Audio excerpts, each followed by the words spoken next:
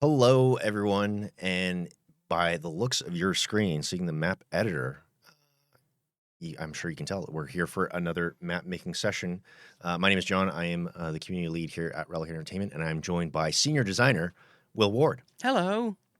So, Will, this was your idea. You wanted to do some mapping. You were like, hey, I have to work, so why not work live on Twitch and answer some questions while we do it? Exactly. I barely have to leave my desk.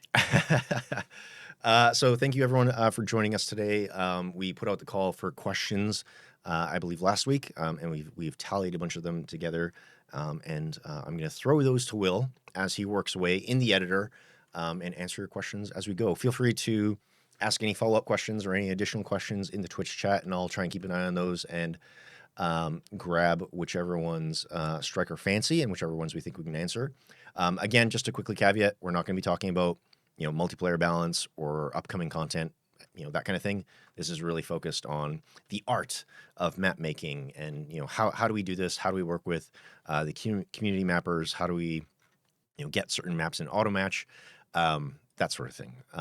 Anything else we should say, Will, before we kind of jump into things? No, that's it. I mean, you'll see me doing random different things on screen. If you have any questions about those, please do post them. But I will just be trying to do a little bit of everything in the background while we go through these questions. So, yeah, just pipe up if you see anything. Okay. Already I see Shadow Freak in the chat saying that you have an interesting layout to your editor panes. Yeah, there's no specific way that you have to use the editor. This is actually not how I would always have it. I tend to have the asset manager on the left because I'm jumping between different maps. But this is how I prefer it if I want to have the most real estate. If I'm working on art, for example, I want to have a nice big render window, and I don't really need all the layers so much. I can just scroll or search through them if I need to.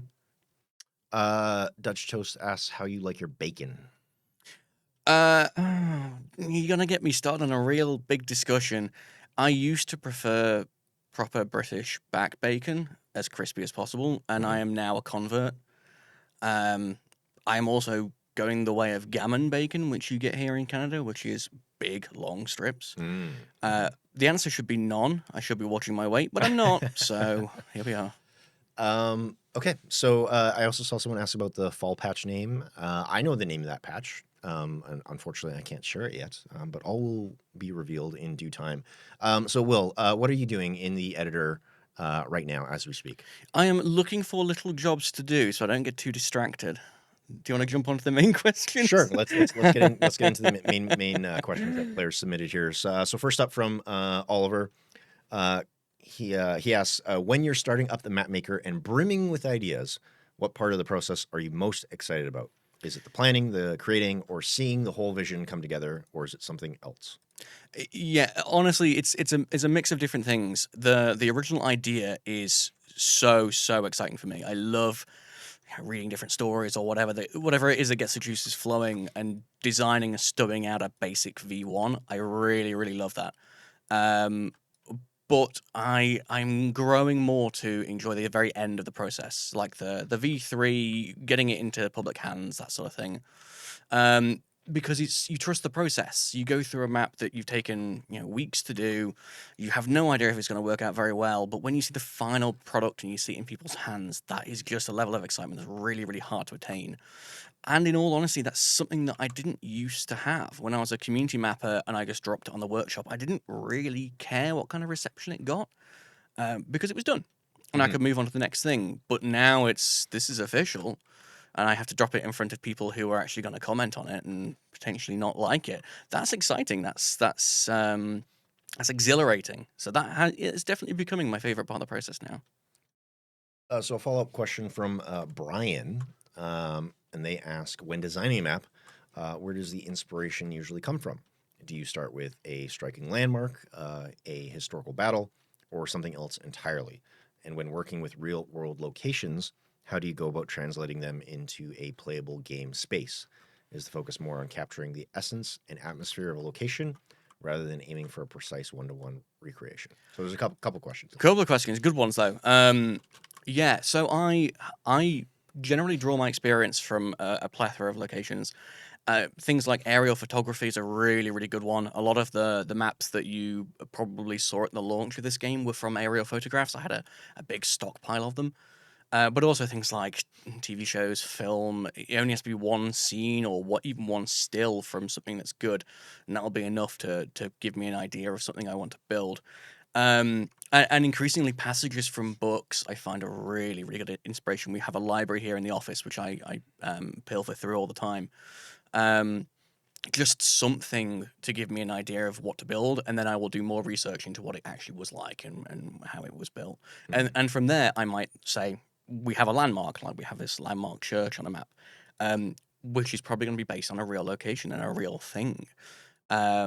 So usually I will start from some historical context, and then I will build a landmark around that, and then I will build the rest of the map around that. Very rarely will I build a map with a specific gameplay purpose in mind. I will usually start with a theme and then build the gameplay need into that theme. Um, I'm also very lucky to have traveled. When I was I was gonna ask about that. Yeah. Yeah, when I was young, I went all over Europe. I've seen so many famous war zones. I haven't weirdly done Normandy, but I have done all of the Netherlands and Holland and Germany.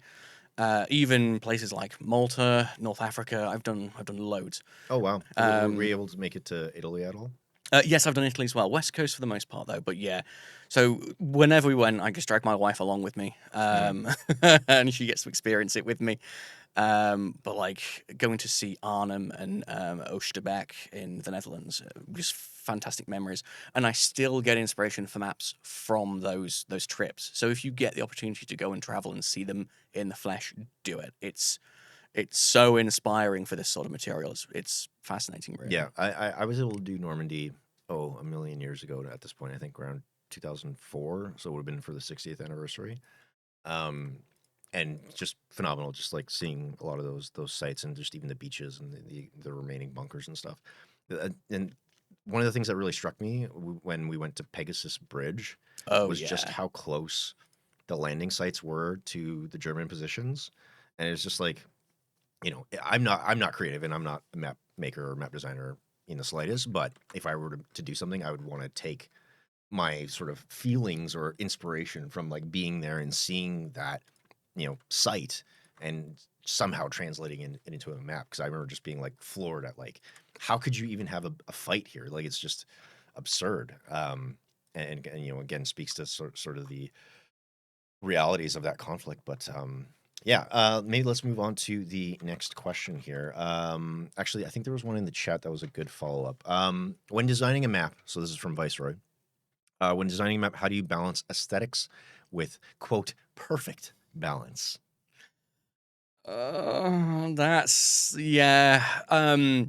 I would always lean more towards aesthetics. Our game is oddly free flow enough that you can get away with things looking good first and then worrying about balance second. There are some exceptions, like I think just drop what I'm doing. So things like permanent walls, like these retaining walls, they will always be an impact on balance because you can't remove them. So always be worried about these sort of things. But when it comes to areas like this, for example, it doesn't matter how you really design this because within 5 minutes it'll be gone anyway. Our engine allows so much destruction that the maps become almost free flow. So I would try to err on the side of aesthetics more and try to just keep an eye out for the things that may impact perfect balance.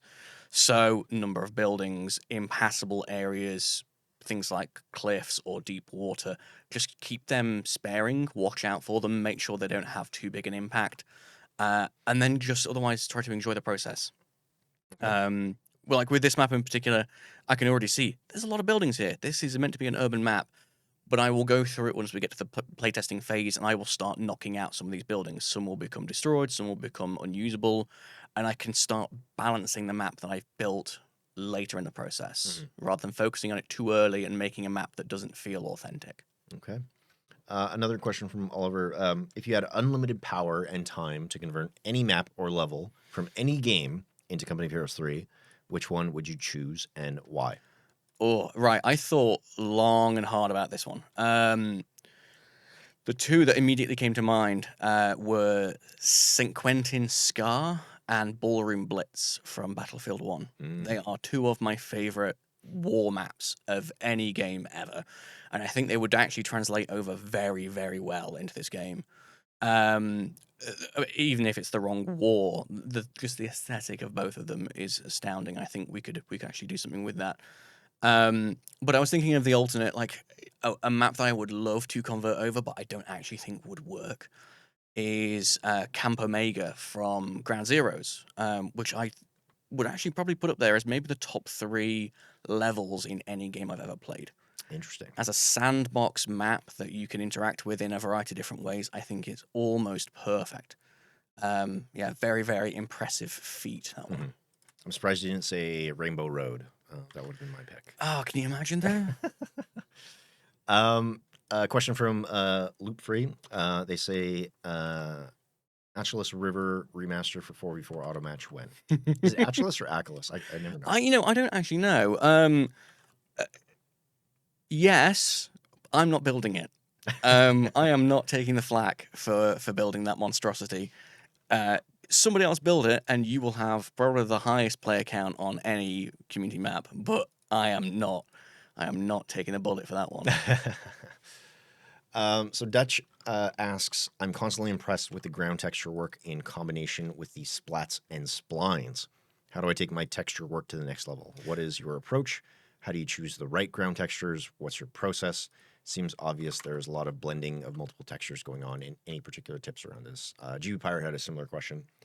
Is there value in adjusting the target value rather than the blend value when painting tiles, or is it better to only change the blend value? Yeah, right. Okay, I set up a little beer corner for myself to show you folks. So the way I do textures is not necessarily the way that you are supposed to do textures. I'm still learning on the job. And Sandra, our artist, I believe, is watching along with this, so she'll probably be fuming at me for showing you my way of doing it. But it's a way I have found. So the way that I do ground textures is I try to find 4 that I think will work very well together. I will usually do this process before I dig into the map in too much detail. And what I'll be looking for is the prominent base, which in this case is grass 01. So this is going to be the majority of the grass. You can see loads of it coming through here. And then I'll look for 2 other not super prominent, but still quite visible textures to blend in there. So grass dry 01, which is this yellow grass you can see kind of poking through, which makes it look like it's sun-baked. And this Grass Rocks 01 Yellow Green Rocky, which is also blended in. It just adds a little bit of texture pop because it's got the light stones in it. And then what I'll try and do is add in a 4th one, which is just a little accent somewhere. This will be to help it blend with other things. And I used Leaves Generic. And you can sort of see all 4 of them in an area like this. There's the leaves. This is the dry grass. This is the main grass. And then here's some of the stone and rocky ones. But what I'll do, I'll drop the blend all the way down to 0.2. But instead of just doing them all kind of with the same level of brush, I will use the target brush. So let me see if I can find a blank spot I can show you. A good blank spot. Yeah, let's do it over here. So what I'll do is I'll actually look for the most prominent of these textures. Some of these textures will just kick through. They will just be very, very strong. Like this is only a 0.2 blend, and the yellow just immediately cuts through the green. It looks like it's almost a 50-50 blend at this point, but it shouldn't be. It should be 20%. Not 0.2 is 0.2 for those of you in North America. Oh, I'm sorry. So what I'll do is I'll drop the target down. The target is essentially what amount of that texture can actually be painted maximum. So I'm going to put 90, which is less than half, and then paint again, and it will reduce the amount, but it also means if I brush over it again, it will get stronger, but it won't get any stronger than that. It's basically setting a hard cap on how much you can do. This yellow grass is a real strong tile. So what I'll do is I'll just increase my brush size a little bit. I wish I could do a Bob Ross impression, but I'm not going to go there. And I'll just add a bit of a feathering all the way through this area. It's a very strong texture. It does really cut through. And then I'll go through again with the next one. I'll keep it at 90 as well, because I don't want these to be super strong. As I mentioned before, these I want to appear but not be too prominent. I'll drop my brush size down a little bit though, just do some clusters. Help this blend the dark green into the yellow a little bit. Kind of feathering those edges. And if there's things like rocks like we've got here, I'll probably add a little bit more of this texture, so it's got the, the scree and pebbles that have fallen off with time. There you go. And then I'll go back in with the leaves, but I'll do the leaves maybe even smaller than this, and I'll just do patches. Probably between the two green textures I've got. I will also go a little bit heavier on this leaves one if I'm using, bushes or hedges nearby, if there's trees. But from a distance, this looks like clover. It looks like moss on the ground. It could be anything, really. And bearing in mind, I'm zoomed in, but from the game camera, you can't really see them. It's just helping to add a bit of diversity to it. And now I will go back in with my base, and I will push this all the way back up to the top, and I will drop this down to 0.1. And this is just me re-adding this dark green in a little bit. So it's a process, but this is how I now do all my tile work. The most important thing, though, is to find the textures that you think work well together. You'll see some of them will just clash and won't work. But from afar, a bit more feathering, just get rid of that real bright patch of yellow. Not bad. That's great. I appreciate you walking us through that, because there's a big reaction in the chat from unlocking some of that arcane knowledge. It's also worth adding as well, the last step, and something I'd also recommend you do before you go too far, is try 3D grasses on it too, because the 3D grass is what's going to help blend vertically. It's going to add these stalks that kind of blend all the different textures together. So I've gone through and I found the 3 main grasses that I want to use. I've got a very, very tall yellow grass, so grass tall yellow A, for the thick patches of the dead grass that we've got. I'm also trying to actually drop a bottle. These is so hard. Where are you? I can't actually grab it. I'm trying to find one that's isolated. No, nope, nope. Oh, is that actually? Yeah, that is what it is. It has a green grass in there, which is why I was using it. And then I'm also using a dark green over here, the grass tall green B, for the thicker patches of our dark green grass. And then for roadsides, because I'm doing a rural outskirts map, I'm also adding in a little bit of wheat. So dry wheat, so it looks like seeds have blown off the fields and just naturally grown and become wild. When you've got your grasses and your ground textures, and you've got a nice little corner where you go, this looks nice, it looks how I want it, then you're good to go and do the rest of the map. Okay. Myth was asking, how do you work the camera tool to deal with elevation changes? Oh, right. Okay. So, not every single map will start with a camera mesh. If you right click on terrain and add, I can't add because I've got everything in there, but if you add, it will throw in the camera mesh for you. And then you generate default. I drop the smooth radius all the way down to about 5, and then hit OK, and it will conform the camera to all the different terrain height that you've got. It will still have some very sharp edges. So, for example, where there's destroyed bridges, you may want to add a little bit more. So I might, for example, just sample this cliff here, paint a bit more there, just so the camera doesn't end up clipping through the bridge, like so. That also might create a bit of a drop-off, so I might do a bit of smoothing. But yeah, that's how you do it. It isn't there by default on brand new maps, so do watch out for that one. You have to add it yourself.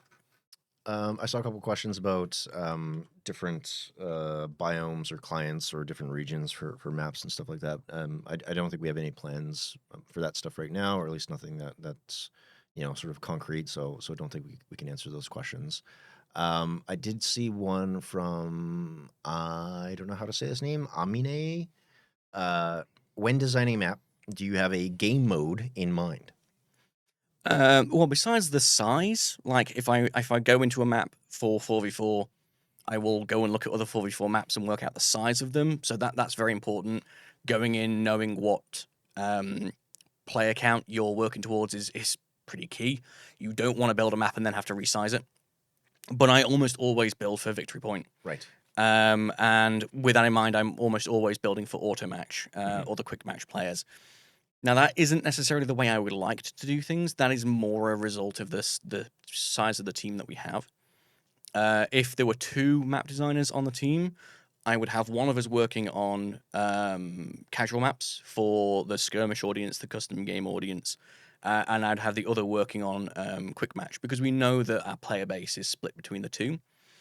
Um, if anything, maybe skew more towards the quick match audience because the variety of maps is probably more important there. We tend to find that our custom game players will find a map they really, really love and stick with it a lot, whereas our quicker match players want to jump between different maps very often. They like the randomization and the variety that they have. Hmm. But you'll notice compared to other Company of Heroes games, we don't really have many official bridge maps. I think we only really have two. Right. And it's something I'd love to have more of because those are the maps that I grew up playing on. Those are the maps that I find the most interesting, or at least found the most interesting back in the day.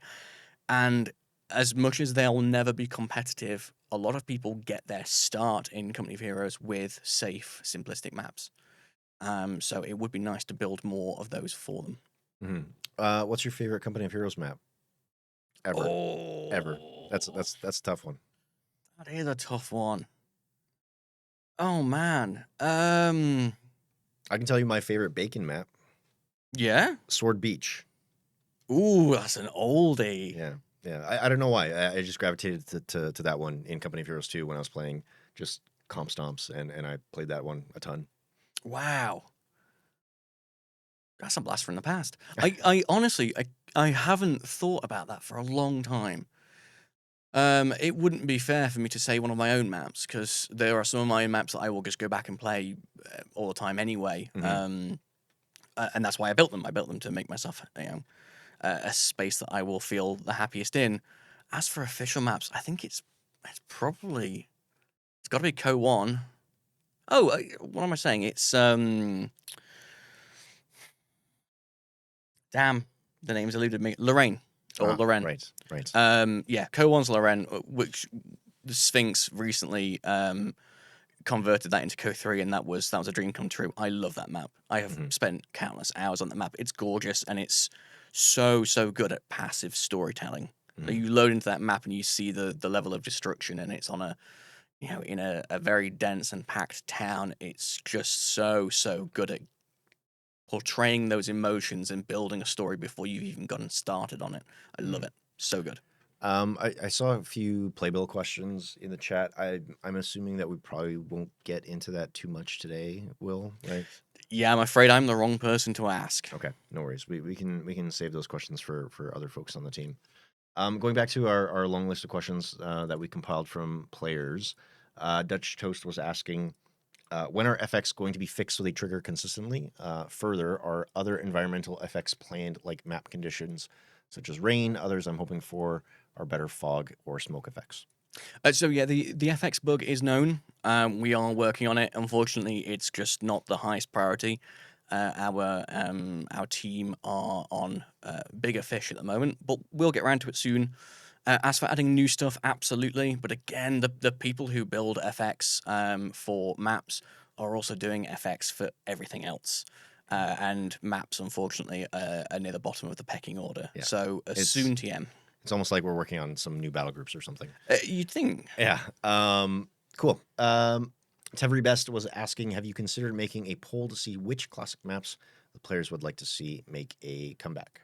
Yes, it's an interesting one because I thought that's would basically be how I'd be going forward with the classic maps, but in reality, we don't really get the best data from doing polls because you have to be in our social media channels, for example, to see them Hmm. and to respond to them, and we don't grab our entire audience in that way. So what we'll end up getting is probably our competitive audience giving their responses and our casual audience being quiet. So what I've been doing instead is going through our data for Co 1 and Co 2 and looking at which are the most played through key points in those games' releases, and then seeing whether or not those top picks from our data fill a gap that we have in our map roster. So the decision to build Angerville and Langres in the last update, that was because we didn't really have any small scale 1v1s. A lot of our 1v1 maps are actually quite large. So it was just a no brainer to do those. And the same goes for like Crossing the Woods. That was a 2-for-1. We could have done a 1v1 and a 2v2 version. I'm getting tomatoes in my olive field and I don't know why. Yeah, we use the data first, and then we try to see if it fills the niche that we have. So I want to know if we can pick the tomatoes and then sell them in the market that you had up there. Yeah, Um, that'd be nice. yeah. Why are they here? yeah, but yeah, going back to It's that one. Teveri's question, it's always one thing that we pay attention to is what are players saying, what is the feedback that we're getting, what are the requests, but then we also have to very often validate that with the data that we see, whether that be reported from the game client or the server, and it's always a bit of a balance trying to determine like the best path forward based on what people are saying and based on how people are actually playing the game in the data. Yeah, it's funny. Something I always come back to every time I look at doing classic maps is a map like Kolodny Firma from Co2, which is still one of the most played Co2 maps. But I just don't think it fills a void that we have. It doesn't accomplish anything that our existing map pool doesn't already do. I could be wrong, and feel free to argue that out. But I don't miss that map enough, and I don't feel it offers us anything that we don't already have. So I'm reluctant to add it. Do we have a list of shortcut keys for the editor? Ooh. Yeah. Okay. I said it out loud and I'm just like, oh, am I just creating work for myself? Honestly, I think in our tutorial series we cover the vast majority. Okay. So yeah. So maybe go back and check out the videos that Will and I did a couple of years ago. There should be a playlist on the Company of Heroes YouTube channel. Although you may notice that I'm kind of snapping things around quite a lot, and that's because I'm using Control Shift left click, which is something I didn't used to do very often, and has now become muscle memory. Okay. To the point that when I'm just sat at my computer not doing work, my fingers will hover over Control Shift, just as a reflex. Okay. Victor, to your question, yes, this will be going up on YouTube once we're finished. That'll either go up later today or sometime tomorrow. Care Cup asks, on the 3v3 maps, I have noticed that there seems to be a clear divide between maps that are more or less all three players facing each other across a no man's land with the ability to freely rotate versus maps that appear to be very clearly designed to be played as a separate 2v2 and a 1v1 with a very narrow lane to rotate. Examples would be, Longstop or Month or May. Could you comment on the design choice for the latter maps and if you're happy with this? Yeah. So this is definitely an intentional choice. The main reason why we've done this is because in 3v3 and 4v4, that is the only size that you can really split the lanes. You may be able to find a 2v2, sorry, a 2v2 where you can split the lanes where it's basically two 1v1s, but that's just not fun. We don't tend to do it. I'd say the only real case of that where I've seen it work was Rails and Metal back in the day. But yeah, 3v3 is where you can actually start having split lanes and it actually has a real gameplay effect. So we do that just to add some variety in there. As just as an experiment, I'd say it works. It diversifies the gameplay enough. For example, if you are in that 1v1 scenario, you get to decide whether or not to completely abandon your lane and then try and steamroll the main arena, the 2v2, and make it into a 3v3. Or you try and pull strength from one of your teammates to come and help you in that 1v1 lane. And that's a sacrifice. Like, that's time away from their front line. That's their resources that are being expended on your lane instead. So it does add the gameplay variety that we're looking for, but I am reluctant to do it too often. Right. It's not something I would want to be like any more than 25% of our 3v3 map roster. Yeah. There was another edition recently, actually, with Gabe's Gap, where I thought I would take it a little bit further. If you've played Gabe's Gap, you may notice that it's almost 3 1v1s, in that it's wide enough, like you play into the corners very heavily in that map, You have one lane going all the way down to the beach, you have one lane right through the center, and then you have one lane into the mountains in the north. But the way that I designed the resources for that map is all the extreme resources are in the north and the south, and all the cutoffs are in the mid. So you as a team of 3 get to choose which 2 do you want to fight over, and you basically choose to abandon one of them. You can't abandon the middle lane because it's got all the cutoffs, but you have to abandon the north or the south. You're not expected to hold both, um, which is why the resources on that map are so high. But yeah, like as an experiment, I also feel that has worked. I'm very happy with the results of that one, but I won't be doing too much of it. I Hmm. think keeping our maps to the 3 lanes being able to help each other quite easily is a good natural fit. Yeah. This kind of makes me think about something we were talking about before we started the broadcast, because we were kind of talking about like the popularity of certain maps versus like the conversations around those maps. Um, and I'm curious if you can maybe speak to that, because 3v3 maps can be a little bit contentious, especially with some of the ones that are designed in a manner that is maybe less conventional, or maybe not as appealing to the very like hardcore, top of the ladder competitive players. So what do you find in terms of like when we release something like that, versus what players are actually what players are saying about it versus what we're actually seeing in terms of like the data on our side. Yeah, it's surprising. The data is almost always the thing to look at because it will surprise you. Um, we can't do much about that sort of thing in the early days of a patch because we have a higher weighting, as we call it, on our new releases. So new maps always shoot to the very, very top of the list. Hmm. If a new map isn't at the top of the playlist, there's a very serious problem because there's, I think, a 4 times chance that you pull that map by comparison to other maps. Right. And then Um, this is obviously like when you take into account like map vetoes and stuff, right? exactly that, Yeah. yeah, yeah. So even if you downvote it, there's still 4 times the chance that you'll pull that map than any of the old maps in the pool.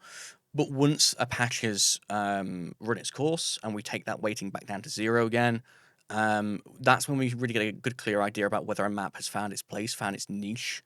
And you would be surprised, Matt, which maps are more popular than you'd think. Like Red Bull, for example, is a very contentious map and always has been, and we knew it would be when we brought it in. Hmm. We brought it in because it was insanely popular. Like the data from Code 2 showed us how popular it was, despite the comments about it being exactly what it is, and we know what it is. It's a very tight laned 4v4 map that's a slog, but it is now our most popular 4v4 map. It changes places with Oasis Depot occasionally. It jumps back and forth, but that's also in our quick match. Like in competitive 4v4, it is still the top 1 or 2 maps, despite all the comments we get about it being what it is. Hmm. So it's always worth keeping an eye on the data. It will surprise you. Okay. Saw a couple of comments in the Twitch chat about new assets for maps.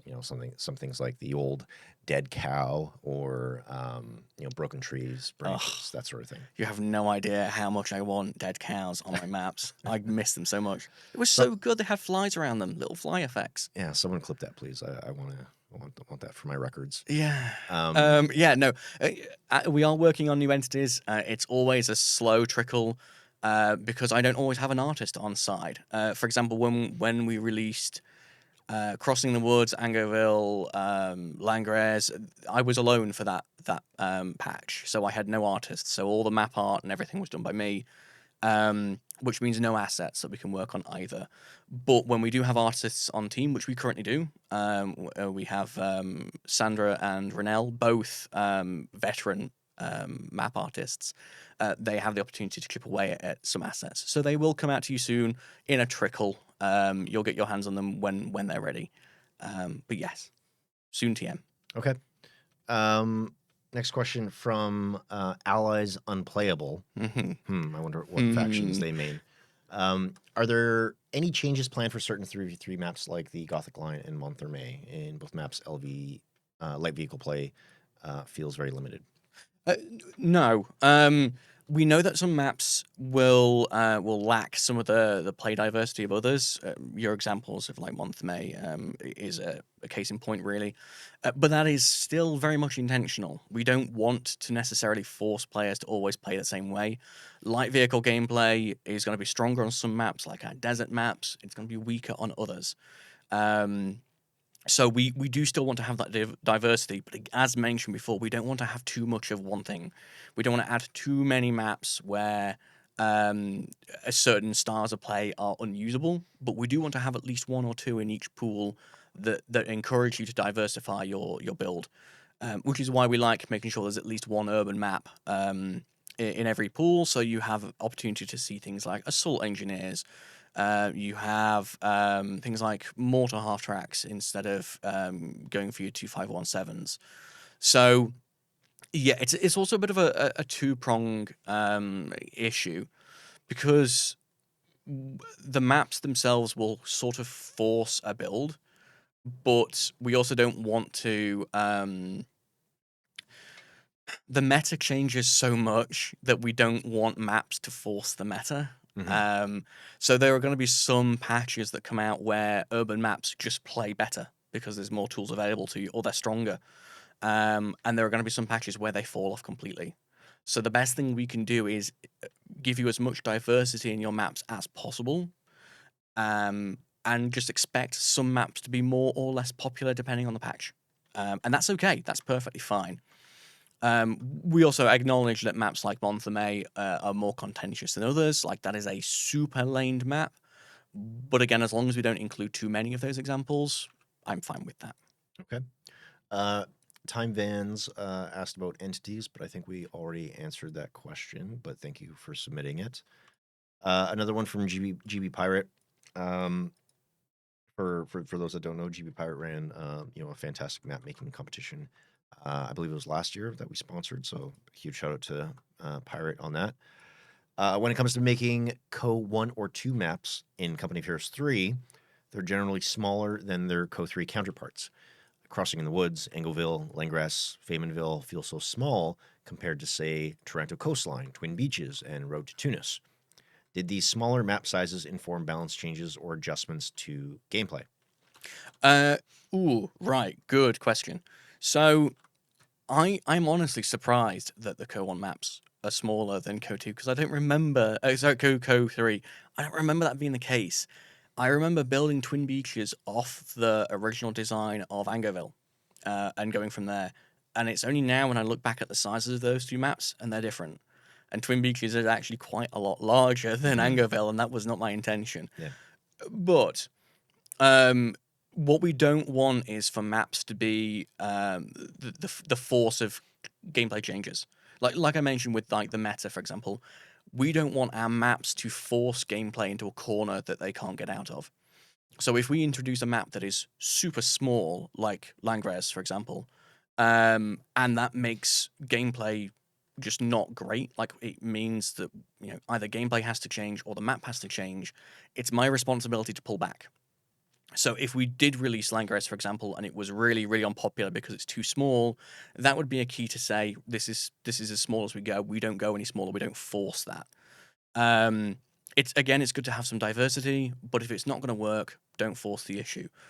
By coincidence, Langres is one of the most popular 1v1 maps we now have. That and Road to Tunis are like our top two 1v1 maps, and they are both completely different in size and style of play, which is good.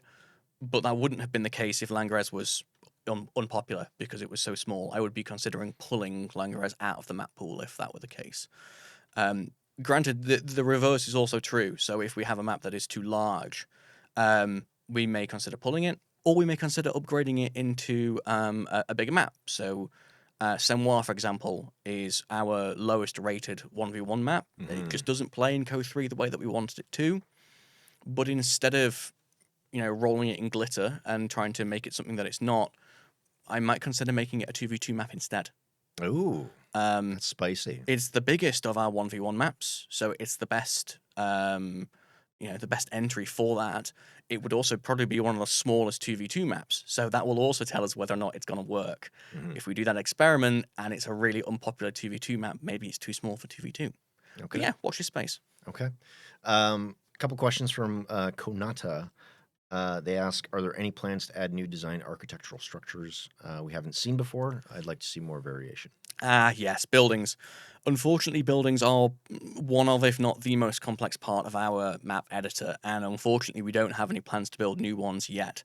The process to make them was intense, and it requires quite a lot of programming and tech art time, which we're always short on. So it is hard to justify. However, reskinning buildings is quite simplistic by comparison. So expect to see more varieties in the buildings that you see, like our urban buildings that you see quite a lot of here. We don't have any texture variants of these; they're all just one shade. So that's something that we'll definitely look into in the future. We've already gone through our Africa buildings and added in brown versions of them compared to the tan. We've also gone through, like, if I open this up, our Italy rural set has got loads of color variations in here, but as for new shapes and new styles, unfortunately, it's currently off the table. Okay. Another question from Konata. They ask, is there a technical or balance reason why we cannot build over the land where buildings have collapsed? I'm hoping to redevelop the neighborhood into a sprawling sim city. Yeah, yeah, yeah. That's actually a really good question. So when we originally built that system, that buildings would be destroyed and they would go into one of two states. They would either become completely impassable, or they would turn into a piece of cover, permanent cover. We intended for the latter to be very rare. So when a building gets completely flattened and you can use it as heavy cover, that was supposed to be like a 1 in 5% chance of happening. And only the really heaviest artillery could do that. But we've since made changes and adjustments to make that way more common. I think any weapon can now do it. Um, I don't know if it's 50-50, but it's a dramatically increased chance that a building can be flattened now. So we're going to be seeing more of that. And we haven't yet investigated allowing you to build over it. Even things like sandbags and tank traps, I don't think Mhm. you can build those over them yet. There's no reason why we can't investigate that. It's very much a new problem to have, and I think the solution will be quite simple. Okay. Blocker versions of North Africa buildings. No need. We have added a fix. I don't actually know if it's in this patch, but it will certainly be in the next one. If you select a building and you right click and you go add, you can go to disable garrison, and it will add this little doodah here. And that will mean that the building can no longer be used as a garrisonable building. There was a bug where that building would still have UI attached to it. So you could hover over it and it would say that it's Mm, garrisonable, but you couldn't actually interact with it. That should now be removed. okay. Amazing. So you can now make any building you want ungarrisonable, and you just dress it up how you want. Make it look too damaged, board up the windows and doors, whatever you fancy, but any building can now be ungarrisonable. Perfect. Time Vans was also asking, in the editor, there are 16 player places, but obviously our game only supports 8 players at a time. So maybe you can speak to that a bit. Age of Empires. Right. We share an engine with Age of Empires.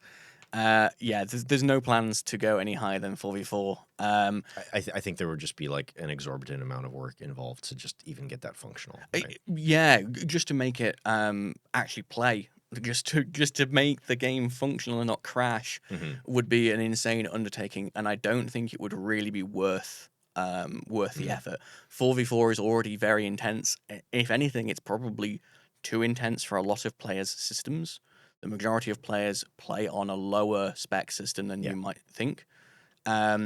So going higher just means that the audience that's playing it or able to play it will just get smaller and smaller and smaller. Yeah. So it's diminishing returns.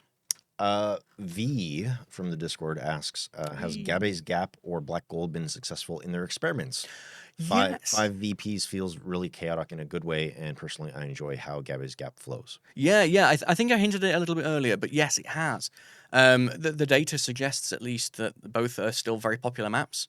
Black Gold will never climb much higher in the rankings because it's a very open desert map, and some players just don't like that.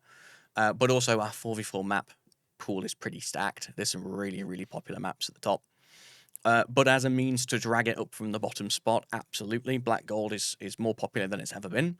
The 5 VP style is something I don't think I'll do too often. Again, it's definitely situational, and a map like Black Gold lends itself better towards that style because it's so open. So you can do big flanking maneuvers, or you can do a big spearhead through deep into enemy lines.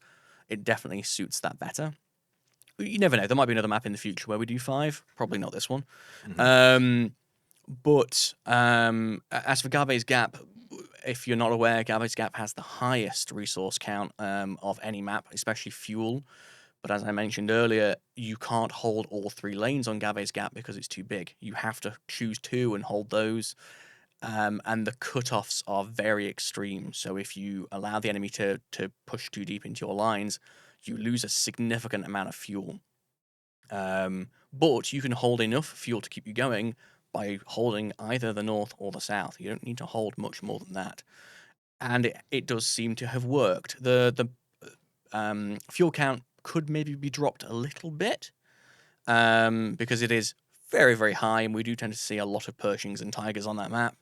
But also, we don't really have that on any other map. We don't have a super high fuel map.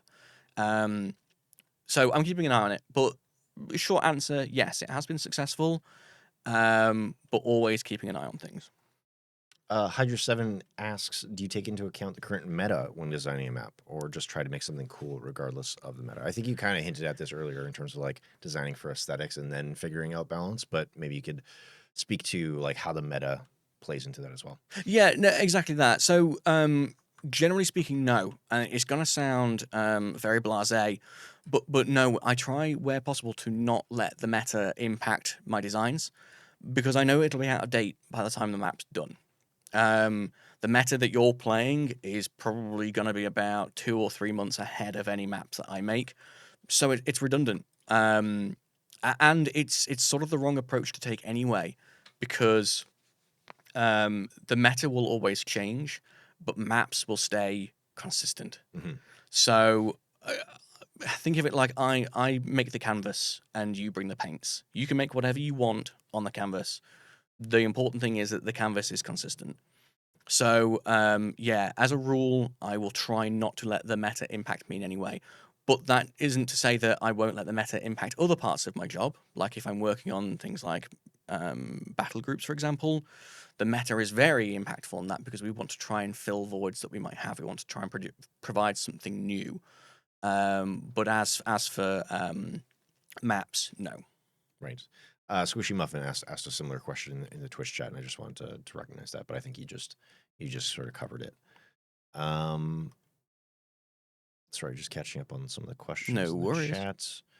Are we hiring more map designers? Not right now, but keep an eye on the jobs board on the website. That's where we'll post everything. British base buildings are massive. How do I fit them into base sectors? Yeah. Or I guess is like the actual question is like, is there any plan to reduce their blueprint? No, there's not. The HQ buildings are a very much set in stone problem. We have recently dealt with some bugs on the Wehrmacht HQs. The main HQ building was actually a lot bigger than it looked, so it was preventing units from driving nearby it. The British production buildings, unfortunately, reducing their size will have way too many knock-ons. Yes, they are huge, but there are also fewer of them. So there's that going for you. But yeah, if you're building a map, always playtest as the Brits first to just verify if you can actually fit everything in. Okay. It's the Kotu pizza base problem all over again. You just have to go back to some maps and just make sure that the biggest base can fit in them. Unfortunately, some are always going to be bigger than others. Okay. Just catching up here. Can you explain what the weather level setting in the atmosphere specifically affects? Nothing. Nothing. Okay. As far as I'm aware, let me just verify that I'm not talking out my backside. Atmospheres. Sunny. We're doing Um, it live. we are doing it live.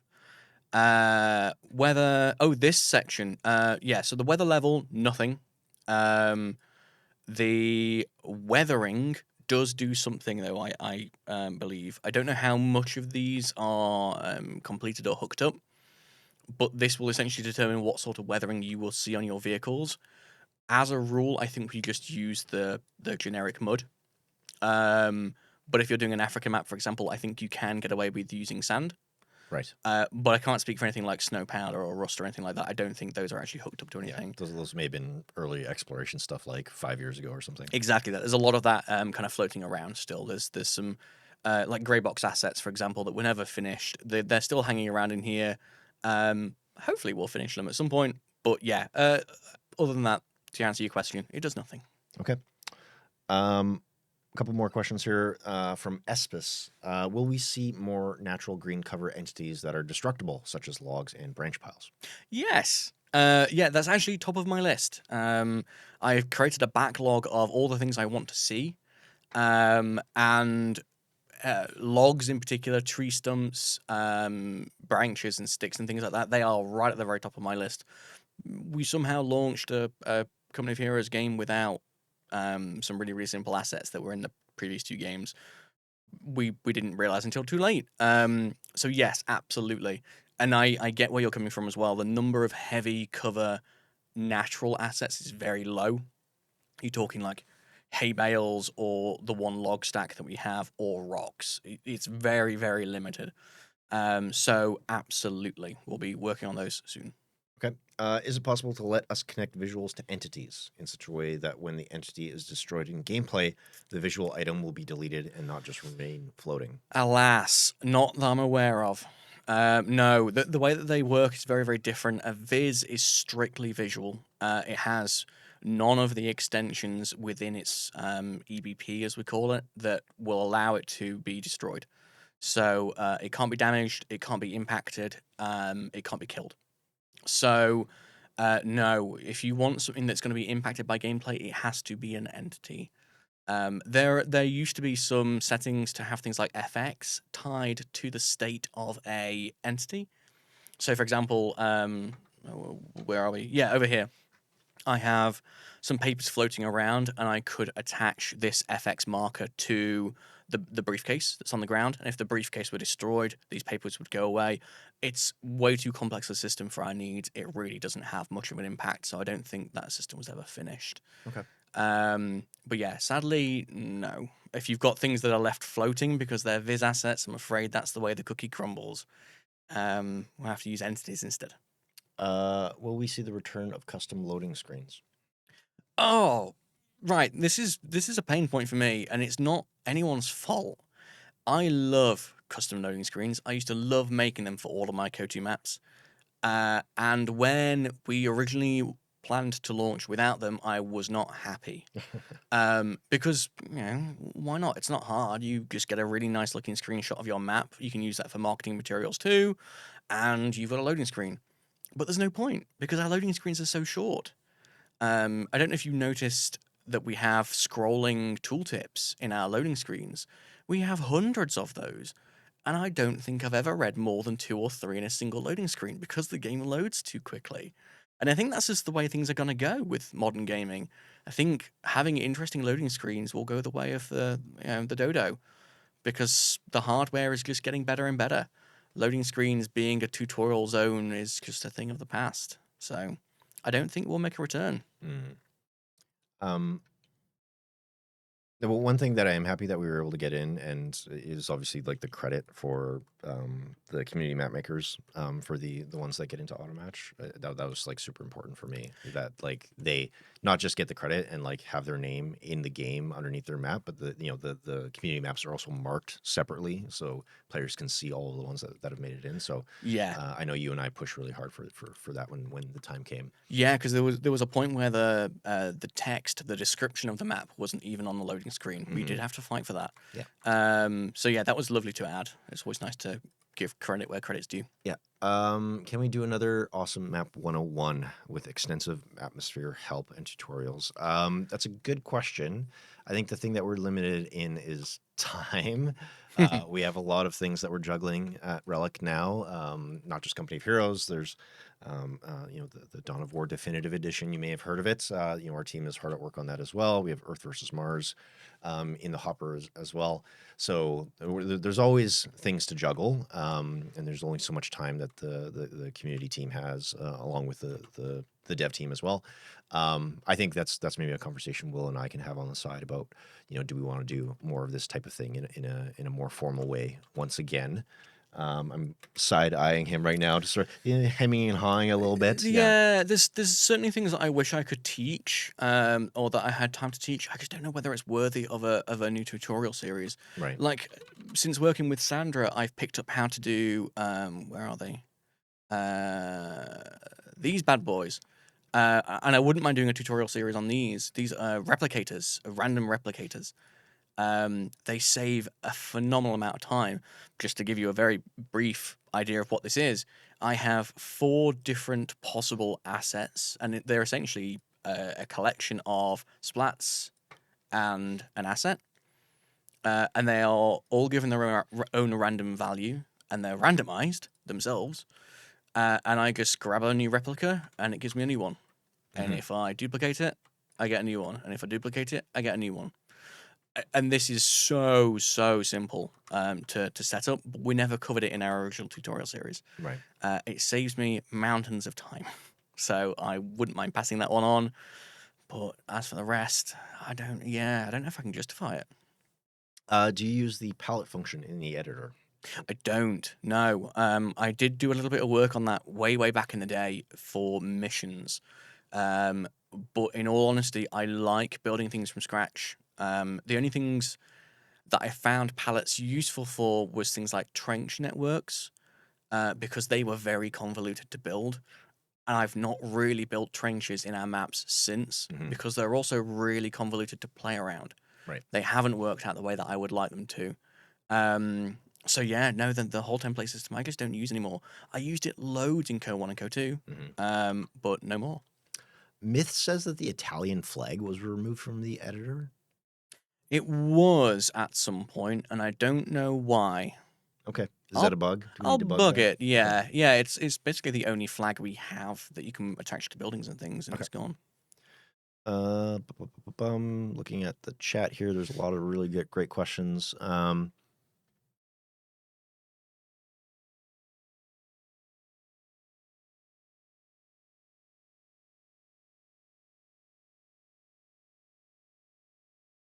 Is this a new broken end for the wall with the roof tile? It's the only one which doesn't have one. Ooh, what was that question again? Sphinx was asking, I'm not sure where we were looking when they asked this question, but they were asking, is this a new broken end for the wall with the roof tile? It's the only one which doesn't have one. You mean this? Maybe? Hmm. This is just the lower half of the wall. It's actually still a grey box asset. It's in the wrong place. I daren't move it now because it's been too long. But yeah, the terracotta wall uses a grey box asset as the bottom half, and if you kind of blend that into the wall itself, it looks like a broken part. Or you might mean the terracotta broken bits, but I think you know about those. Okay. Yeah, Shadow Freak said that the German flags were removed as well, so we should maybe take a look at that. I wonder if they were bugged and were removed for performance issues. Maybe. I mean, Mm. we can ask the team and follow up with Yeah. that. Okay, cool. I think we've kind of caught up on all of the questions that we had prepped from last week's announcements and from the Twitch chat. If folks do have additional questions, please throw them in the Twitch chat. We are coming up on an hour here, Will. So I don't know if there's anything else that you want to show off, anything else you want to talk about as we kind of wind down here. Nothing in particular, no. I'm interested to see whether folks want to do another one of these in the future. I love doing this sort of thing, and I still get to continue working while I'm doing it, so there's no time lost. But yeah, if there's interest, let us know. Okay. Squishy Muffin, final question here. Do you try to follow like logical rules for, geography, geology, that kind of thing? Like rivers always flow downhill, vegetation grows the way it should. Boulders that exist, the way that they might appear because of the movement of glaciers. Like, I know we obviously want to capture sort of that believability and realism in our maps, but I'm curious if you can kind of speak to how you approach that.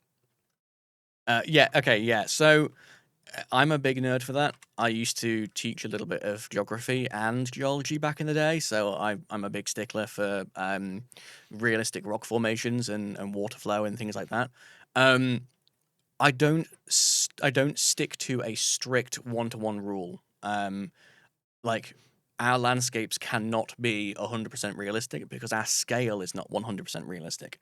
Our maps are a reduced form of a realistic place. So, like for example, this being a hilltop town, there's not enough houses here to occupy this. Like this, there would be houses going out in every direction for miles and miles and miles. So, realism is unfortunately something that we just can't achieve, or at least 100% authenticity. But I do find it's very, very important to make sure that your environment at least follows as many rules as possible. So, like rivers flow downhill. This river doesn't. This river is exactly on the same level all the way through because it's too short a span of river. But if I were to introduce a river going down a hill, absolutely it should flow the right way because it would feel unnatural if it didn't. And things like rock formations, I have a mountaintop township in the background here, so there should absolutely be mountains behind it because mountains don't just appear out of nowhere and there's nothing else around them.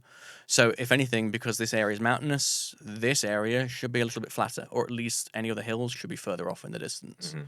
Um, yeah, I find that natural rules make things feel more realistic and more authentic. So, stick to them where you can. Okay. Um, yeah. Do you have a name for this one yet? Or Uh, do you have any sort of candidates that you're kicking around? it is a code name at the moment. It's called Powder Keg. Okay. I don't actually have an official name for it. It may just become Powder Keg. All right. But yeah, this is going to be a new 4v4 map. It is a big, big map. I haven't even touched this third over here yet. Yeah. So lots more to go, but chipping away. Okay, awesome. So I think we will start to wrap things up, folks.